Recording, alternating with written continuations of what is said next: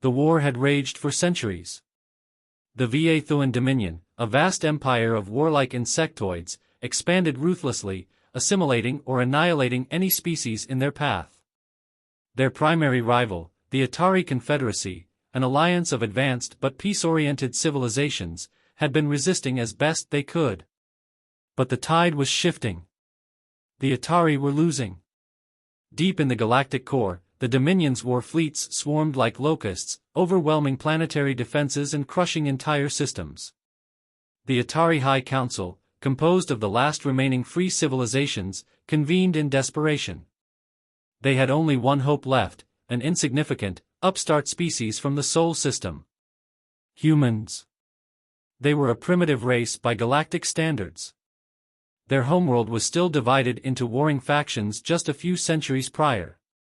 They lacked the advanced technology of the Atari and the sheer numbers of the Dominion. But they had something else, unpredictability. Humans had a knack for survival, a reckless ingenuity, and an unparalleled ability to wage war when cornered. The Atari had long avoided involving them directly, fearing their violent tendencies. Now, they had no choice. As the Dominion's fleets pressed deeper into Atari space, a small delegation was sent to Earth. The delegation was led by Chancellor Varys, a veteran strategist of the Atari, who had once believed in peaceful solutions. That belief was shattered and the Dominion wiped out 3 of their allied homeworlds in a single day. Now, she was desperate. The diplomatic ship entered the Sol system, broadcasting peaceful intentions. As they approached Earth, they were met by a massive human fleet, an impressive display of force for a species considered young by galactic standards. On board the UHS Vanguard, the flagship of humanity's military command, Fleet Admiral Elias Grant listened carefully as Varys explained the situation. The Atari were losing. The Dominion was closing in. If Earth stood aside, the war would end with the total subjugation of all free species. Humanity, too, would fall eventually, just later rather than sooner. Grant considered the request in silence, then exchanged looks with his officers. Earth's military had always been wary of getting involved in an intergalactic war. But they also knew the stakes. If the Dominion conquered the galaxy, humanity would have no place in it. The Admiral's answer was simple. "We're in." Varys exhaled in relief, but her relief was short-lived. The Dominion's fleets were already mobilizing for a final push into Atari space.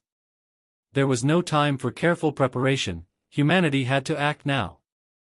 Grant called upon the greatest military minds Earth had produced, strategists who had spent years studying Dominion tactics. The humans wouldn't win through brute force alone. They needed something the Dominion didn't expect. The meeting concluded with a plan so audacious that even Varys hesitated. The Dominion fought through sheer numbers and overwhelming force. But humans? Humans fought with deception, misdirection, and pure, unrelenting willpower. They would not fight the war on the Dominion's terms. They would rewrite the rules. With humanity's decision made, Admiral Elias Grant wasted no time. He knew conventional warfare wouldn't be enough. Earth's fleets, though formidable, were dwarfed by the Dominion's sheer numbers. To win, they had to fight the war in a way no other species had before. The key was deception. The Dominion saw their enemies as predictable. Every civilization they had conquered followed the same pattern: defend, retreat, fall. But humans? Humans had mastered the art of asymmetric warfare long before they reached the stars. If they couldn't win a battle head-on, they would make sure it never happened in the first place. Grant summoned the best minds in human military strategy, cyber warfare, and psychological operations. Their plan was bold, ruthless, and designed to turn the Dominion's greatest strength, its numbers, against itself. Phase 1, Disinformation. The first move was a carefully crafted web of false intelligence. Human operatives, working alongside Atari intelligence specialists, infiltrated the Dominion's communications networks. Fake battle plans, distress signals, and fabricated betrayals were seeded deep within the Dominion's war machine. Entire fleets were redirected to chase ghosts, phantom human battalions that did not exist. Dominion commanders, once so confident in their overwhelming superiority, found themselves questioning their own intelligence. And then came the real blow. Phase 2, the bait. Using their knowledge of Dominion fleet movements, humanity lured the enemy into what appeared to be an easy victory. A strategically important Atari stronghold, the fortress world of Kairos 7, was deliberately weakened. Defenses were left exposed. Communications between Kairos 7 and the Atari High Council were accidentally leaked. The Dominion took the bait. A fleet of over 1,000 Dominion warships, commanded by Overlord Zalvok himself, surged toward the planet, eager to crush one of the last major resistance strongholds. They expected a desperate last stand. What they got was a graveyard. Phase 3, the killbox. As soon as the Dominion fleet entered Kairos 7's orbit, hidden human forces struck. Advanced stealth ships, equipped with experimental cloaking technology, ambushed the Dominion's command vessels. Cyberspace warfare teams activated hidden code buried in Dominion systems, codes planted weeks earlier through their infiltration. Shields flickered. Targeting systems failed. Dominion ships turned against each other in the chaos. Then came the orbital kinetic strikes. From the darkness of space, human warships fired massive tungsten rods, simple but devastating weapons, directly at the Dominion's formation. No energy shields, no armor, nothing could withstand the sheer force of metal accelerated to near-relativistic speeds. One by one, Dominion capital ships were torn apart. Within minutes, Overlord Zalvok's fleet was in disarray. The mighty Dominion, undefeated for centuries, was now floundering in panic. And that's when the humans delivered the final blow. From hyperspace, a second human fleet emerged, this one led by the UHS Vanguard itself. Admiral Grant's forces, previously thought to be far from the battle, had instead been waiting for this exact moment. Surrounded and confused, the Dominion fleet was annihilated. A message to the galaxy. When the battle ended, humanity didn't just celebrate a victory. They sent a message. A captured Dominion battleship, reprogrammed and refitted, broadcast a simple transmission across every known communication channel in the galaxy. The footage showed the wreckage of Zalvok's fleet, the first true defeat the Dominion had suffered in living memory. And then, Admiral Grant's voice. To the VA Thuan Dominion, you think you are the masters of war. You are wrong. This is only the beginning. The war had changed. Humanity had entered the fight. And the galaxy would never be the same again. The destruction of Overlord Zalvok's fleet at Kairos 7 sent shockwaves through the galaxy. For the first time in recorded history, the Dominion had suffered a crushing defeat, not from superior technology or numbers, but from sheer tactical brilliance. The VA Thuan were not used to losing, and the loss ignited panic among their warlords. But Admiral Elias Grant knew that one victory wouldn't win the war. The Dominion still controlled thousands of star systems and had a fleet large enough to drown entire civilizations in fire. Their supply lines, their command structure, everything was designed for endless, grinding conquest. The Kairos 7 trap had humiliated them, but it hadn't broken them. To truly save the universe, humanity needed to do something unthinkable. They had to take the war to the Dominion's own territory. Phase 1, Psychological Warfare. Humans understood something that no other species had used effectively against the Dominion: fear. The VA Thuan ruled through terror, overwhelming their enemies with numbers and brutality. They had never faced an enemy that fought back the same way. So humanity gave them a taste of their own medicine. Dominion ships began disappearing without a trace. Remote outposts, once considered untouchable, were found abandoned, lifeless, their supplies intact but their crews missing. Dominion officers reported whispers over their secure comms, voices of their fallen brethren, replaying battle cries from Kairos 7. It was all a carefully orchestrated illusion. Human cyber warfare teams hacked into Dominion systems, implanting subliminal distress signals.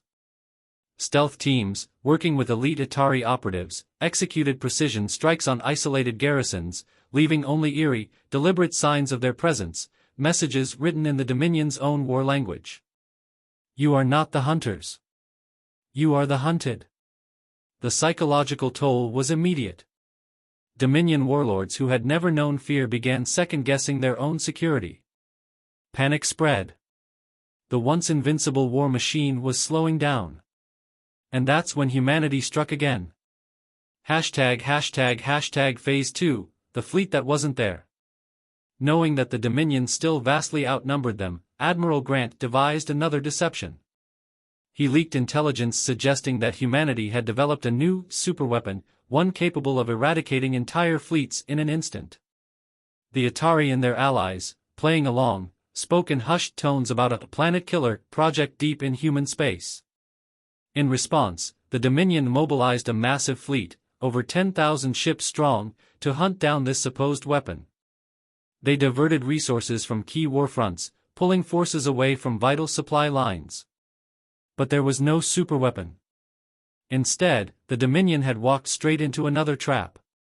While their fleet scoured empty space for a ghost, human and Atari forces launched coordinated strikes on weakened Dominion supply depots, shipyards, and logistical hubs. The Dominion's own paranoia had left them exposed. Within weeks, Dominion forces were suffering supply shortages for the first time in their history. Their endless war machine was beginning to falter. #### Phase 3, the unexpected allies. As the war shifted, something even more unexpected happened. Across the galaxy, enslaved and subjugated species, those who had once lived under Dominion rule, began to rise. News of humanity's victory spread faster than Dominion censorship could suppress it. Worlds that had given up hope now saw the impossible happening: the Dominion could be beaten. Resistance movements erupted across the Dominion's outer colonies. Entire fleets defected, their commanders unwilling to die for a losing cause. Even within the Dominion itself, cracks were forming. Rival warlords, sensing weakness, turned against each other. Humanity had done more than just win battles. They had changed the very fabric of the war. #### The Dominion's response. But the VA Thuan were not finished. Deep within their empire, Supreme Overlord Karak, the brutal architect of the Dominion's expansion, watched the chaos unfold with cold, calculating fury. He had underestimated humanity once, and it had cost him dearly. He would not make the same mistake again. If deception was humanity's strength, then he would respond with something no trick could counter: overwhelming, unstoppable force. And so, the Dominion prepared to launch the largest fleet ever assembled in galactic history. Its destination? Earth. The warning came too late. By the time humanity's deep space reconnaissance detected the Dominion's fleet, it was already on the move, an unstoppable wave of destruction, aimed directly at Earth. Admiral Elias Grant stood on the bridge of the UHS Vanguard, staring at the intelligence reports. He had expected retaliation, but not this. The Dominion had committed nearly half of their entire armada to this assault. 10,000 warships. Millions of VA Thuan warriors. Earth had no chance in a direct fight. The Atari High Council urged evacuation. Earth is just a planet, they argued. You can continue the fight from your colonies. But Grant knew better. Earth wasn't just a planet. It was humanity's heart. And as long as it stood, humanity would never surrender. #### The last line of defense. Every available human warship was recalled. Fleets that had been harassing Dominion supply lines rushed back to Seoul. Civilian ships were converted into armed escorts. Orbital platforms were reinforced. Even Mars, Luna, and the Jovian moons bristled with hastily assembled defenses. Still, it wasn't enough. The Dominion fleet outnumbered them 5-1.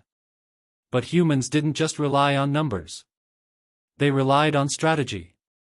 Grant and his team worked tirelessly to craft their final gambit, an all-or-nothing defense built around deception, attrition, and one deadly surprise. ### Phase 1, the corridor of death. The Dominion fleet arrived on the outskirts of the Sol system, expecting a desperate last stand. Instead, they found nothing, no fleet, no defenses, just the empty void of space. Confused but relentless, they advanced. Then, without warning, the killing fields activated. From the asteroid belt, thousands of hidden mines and kinetic kill weapons engaged. Dominion warships were torn apart by massive tungsten projectiles, fired at near-relativistic speeds. Automated drone fleets, previously cloaked by advanced electronic warfare, descended upon the exposed Dominion vanguard, carving through their ranks. Still, the Dominion pushed forward. They had the numbers. They could afford to take losses. Phase 2, the false retreat. Humanity's fleets, now fully visible, began a calculated retreat toward Earth. The Dominion believed they were fleeing, battered and desperate. They followed eagerly, accelerating their advance. That was exactly what Grant wanted. As soon as the Dominion forces entered the inner solar system, Earth's hidden orbital weapons activated. Massive orbital railguns, stealth satellites, and cloaked torpedo platforms struck in perfect unison, crippling the Dominion's capital ships. Even the mightiest Va-Thuan dreadnoughts found themselves battered by precision strikes from human orbital artillery. The trap was working. But then, the Dominion did something unexpected. Phase 3, the Scorched Earth Protocol. Realizing they were being bled dry, Supreme Overlord Karek made a chilling decision. If Earth could not be conquered, it would be annihilated. The Dominion fleet stopped advancing and instead unleashed planetary bombardment weapons. Hundreds of tungsten rods, each the size of skyscrapers, were launched from orbit, accelerating toward Earth's surface. If they hit, entire continents would be wiped out. The defense grid tried to shoot them down. Fighters scrambled. Orbital weapons fired at full capacity. Some projectiles were intercepted. But not all of them. One by one, the remaining rods pierced Earth's atmosphere. A direct impact was imminent. Phase 4, humanity's last gamble. And then, Earth revealed its final trick. From deep within the planet's core, something never before seen in galactic warfare came online. The Aegis Protocol. A network of repurposed planetary defense shields, developed in secret over decades, activated in unison. A shimmering energy field blanketed Earth, stretching across the sky like a vast, glowing shield. The incoming projectiles struck. And they shattered. The Earth shook, but it did not burn. The Dominion had thrown everything at humanity's homeworld, ***, and it had survived, ***. The turning point. As the shields flickered but held, a transmission was broadcast across the entire system. Admiral Grant's face appeared on every screen. "You failed." His voice was calm, unwavering. "Earth still stands." For the first time in history, the Va-Thuan Dominion had attacked a planet, and lost. Panic spread through their ranks. Warlords, already shaken by recent defeats, now faced the impossible reality that they could be beaten. And as the first signs of retreat rippled through the Dominion's armada, the counterattack began. Humanity wasn't just defending anymore. Now, it was time to end the war. The Dominion fleet had expected a victory parade over the ruins of Earth. Instead, they found themselves battered, bleeding, and on the verge of collapse. The Aegis Protocol had turned their ultimate weapon into a humiliating failure, and now, their fleet was beginning to retreat. But Admiral Elias Grant wasn't about to let them escape. All ships, pursue and eliminate. Humanity had spent the war playing defense, outmaneuvering, deceiving, and countering Dominion strategies. But now, for the first time, they were on the offensive. And humanity had one rule when hunting an enemy. You never let them run. Phase 1, the Gate Ambush. The Dominion's remaining forces scrambled toward the nearest hyperspace gate, desperate to retreat into their own territory. If they made it through, they could regroup, replenish, and return stronger than before. Grant had no intention of letting that happen. While Earth's defense fleet continued harassing the Dominion's rear guard, an elite strike force led by Captain Sarah Vasquez of the UHS Revenant raced ahead to the hyperspace gate, an ancient construct used by major empires for rapid interstellar travel. The Dominion expected an open corridor for their retreat. Instead, they found hell waiting for them. Using experimental gravitational weapons, human warships disabled the gate mid-cycle, causing massive power surges. The Dominion ships that had already entered were torn apart, either ripped into subspace voids or thrown out in random locations across the galaxy.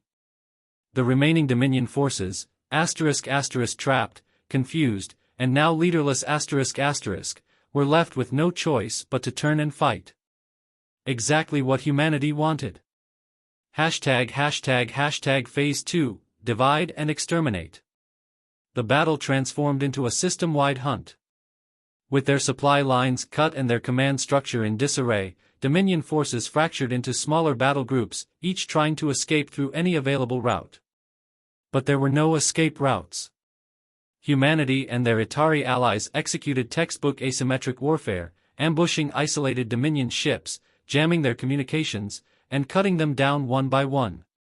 Some Dominion warlords tried surrendering. Humanity refused. The Va had spent centuries butchering entire civilizations, leaving no survivors in their path. Now, they faced the same fate. Grant's orders were clear. No mercy. No prisoners. The Dominion ends here, ***. Phase 3, a war on two fronts. Even as humanity was tearing through the Dominion's invasion force, another warfront was erupting within the Dominion itself. Inspired by Earth's survival, enslaved and subjugated species across the Dominion Empire rose up, massive uprisings took over shipyards, military stations, and slave worlds, overwhelming Dominion garrisons. For the first time in its existence, the Dominion was fighting for survival on two fronts, against external human-led forces and internal rebellion. The once invincible empire was crumbling. The Supreme Overlord's last move. But the war wasn't over yet. Deep within Dominion space, Supreme Overlord Karek watched his empire unravel with cold, ruthless calculation. He had underestimated humanity before. He wouldn't make that mistake again. The Dominion's core worlds still held vast resources, powerful war fleets, and doomsday weapons designed for extinction-level events. If the Dominion was going to fall, he would make sure the rest of the galaxy burned with it. And so, with the last of his loyal forces, he activated the final directive. Every remaining Dominion warship, planetary defense system, and experimental weapon was set on a single course of action, unrestricted annihilation. If they couldn't rule the galaxy, they would erase it. The final war begins. As reports of Karek's Scorched Earth campaign flooded in, Admiral Grant realized the truth. The war wasn't won yet. The Dominion wasn't just dying, it was lashing out in its death throes. And now, the only way to end it, was to kill the Supreme Overlord himself. Grant turned to his officers, his expression grim. We take the fight to the Dominion homeworld. No more traps. No more deception. We finish this war. Now. The galaxy held its breath. Humanity had defended. Humanity had survived. Now, humanity would conquer. The final confrontation had arrived. The Va Dominion, an empire that had once crushed civilizations beneath its iron heel, was now on the brink of annihilation. The galaxy had watched humanity's rise with a mixture of disbelief and awe, but now, the stakes were higher than ever. Karek, the Supreme Overlord of the Dominion, had triggered his final directive, a desperate attempt to destroy everything humanity had fought for.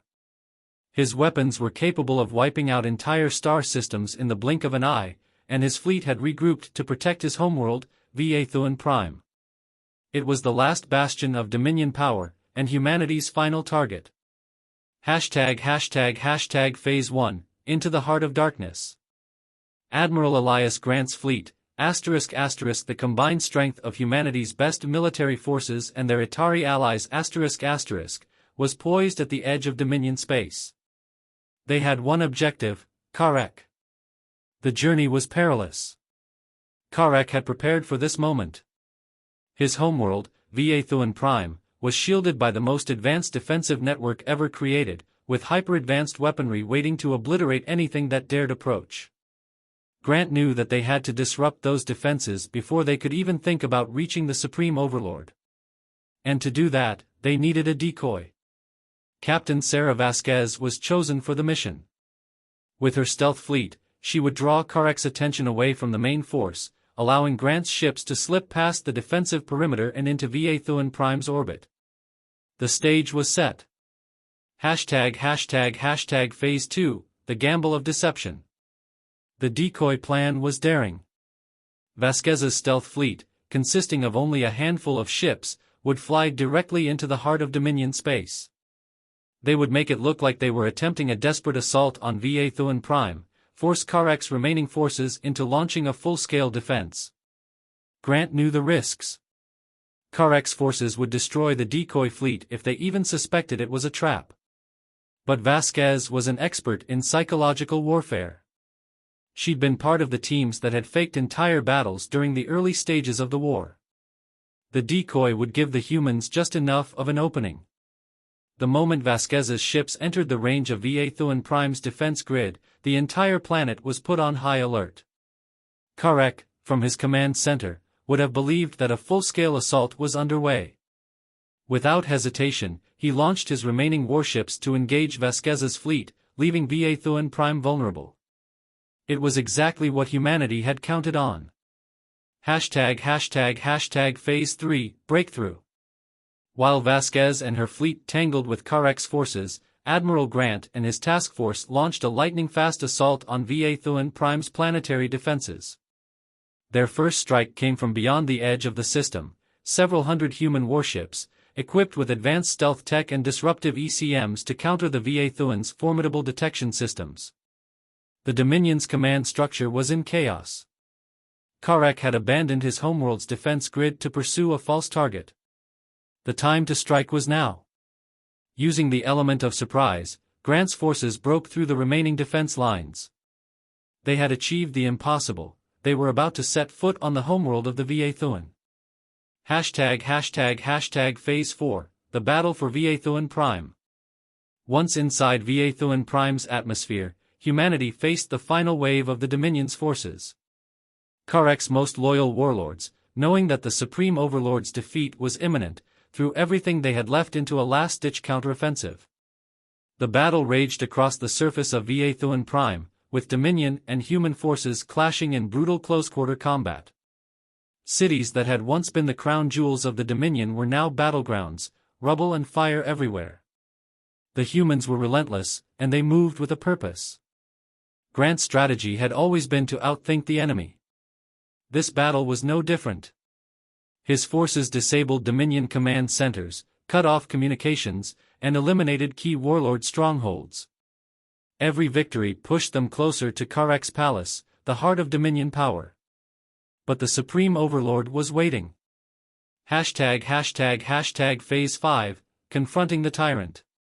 Karek had never believed humanity could be so bold. He had assumed they would collapse under the weight of his empire, just as countless others had. But now, as his forces fell apart, he realized the truth. Humanity was not like any other species. In his personal fortress, a structure carved from the heart of VA Thuan Prime's core, Karek made his final stand. Standing before the vast throne room, he gazed out at the burning city. He was alone. His empire had already crumbled. Admiral Grant's forces breached the palace gates. And there, in the Grand Chamber, stood the Supreme Overlord, broken but defiant Karek, the once unstoppable conqueror, was now a cornered animal. With humanity closing in, the final moment had arrived.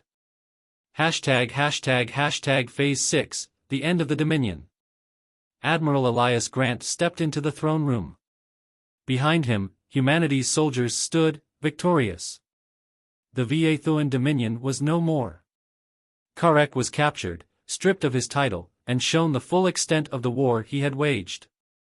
The last remnants of his fleet were wiped out, and his palace was burned to the ground. Humanity had done the impossible. They had fought the Dominion to the edge of extinction, and they had won. But it wasn't just a victory for humanity. It was a victory for every species that had ever been crushed under the Dominion's boot.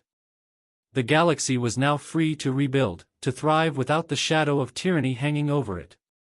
Grant turned to his officers. His voice was steady, but full of resolve. We've saved the universe today. But this is just the beginning. The war was over. The galaxy had been saved. And humanity would never again be silent. The war was over. The Dominion, once the galaxy's most formidable empire, lay in ruins. Karek, the supreme overlord who had commanded fear and death across the stars, was a prisoner of the victorious humans. The Va brutal reign had ended, not through a final, overwhelming strike, but through the relentless resilience of those who refused to bow. The galaxy stood at the precipice of a new era, one that would be shaped not by conquest and destruction, but by the ideals humanity had fought so fiercely to protect. But as the dust settled, a new challenge emerged, rebuilding a shattered universe. Phase 1, Rebuilding the Galaxy. The immediate aftermath of the war was chaos. Dominion worlds were left in ruins, their populations shattered, their infrastructure obliterated. But amidst the destruction, humanity found hope. Admiral Elias Grant, now celebrated as a hero, turned his attention to the most important task of all, reconstruction. Humanity had shown the galaxy what it meant to stand up to tyranny. Now, they would show the galaxy what it meant to rebuild it. The coalition of the free worlds was formed, a united front of liberated species, survivors, and new allies, led by humanity. Each member of the coalition pledged to work together, to restore what had been lost, and to ensure the mistakes of the past were never repeated. Grant's first order as supreme leader of the coalition was simple: no world would be left behind. The rebuilding was slow, but there was progress. Where the Dominion had sought to erase cultures, humanity sought to revive them. Human fleets, now supported by former Dominion enemies, worked to establish supply lines, restore power to forgotten systems, and rebuild entire cities. For the first time in centuries, the galaxy could breathe without the weight of fear. Phase 2, The Rise of a New Leadership. While the destruction of the Dominion had left a void, the leadership vacuum was filled not with another tyrant, but with a diverse and united coalition of species. The former slaves, the resistance fighters, and those who had never known freedom rallied under the banner of the coalition of the free worlds. Grant, once a military commander, now stood as the figurehead of the galaxy's first truly democratic council. He had earned the respect of countless allies, but he had also earned their trust. His leadership wasn't defined by power, but by his commitment to equality, justice, and the collective strength of the galaxy's peoples. The Council of the Free Worlds, a diverse assembly of representatives from every corner of the galaxy, was formed to govern. It was a body made not of soldiers or warlords, but of diplomats, scientists, and builders, people who were ready to heal the wounds of the past. And Grant, always the tactician, led them with his clear vision. The universe is ours to protect, not to conquer. Our strength lies in unity. Our victory is only meaningful if we ensure the peace lasts. Phase 3, Humanity's Legacy. As humanity and their allies rebuilt, they understood that their victory over the Dominion was not an isolated event, but the spark that would ignite lasting change. They became the symbol of hope for every oppressed species that had once bowed before the Va. But with victory came the question of what next? The war had tested humanity's resilience, but it had also opened new doors for exploration and cooperation. The old empires had been swept away, but the galaxy remained.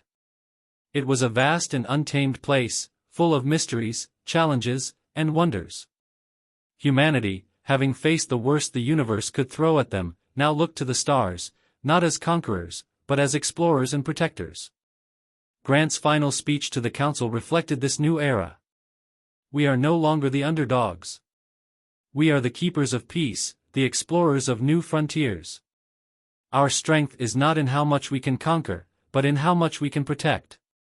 With these words, humanity began the most important mission of all, ***, a new journey of exploration ***, into the unknown reaches of the universe.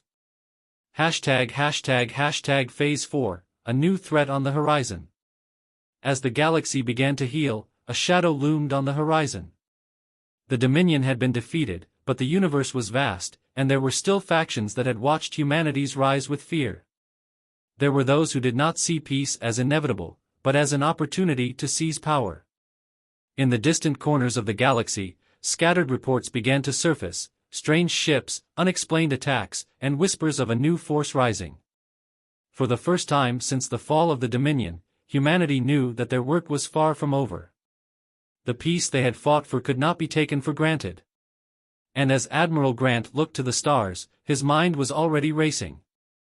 The galaxy was still at war with itself. But humanity, now stronger than ever, was ready for whatever came next. For the first time in history, the galaxy had hope.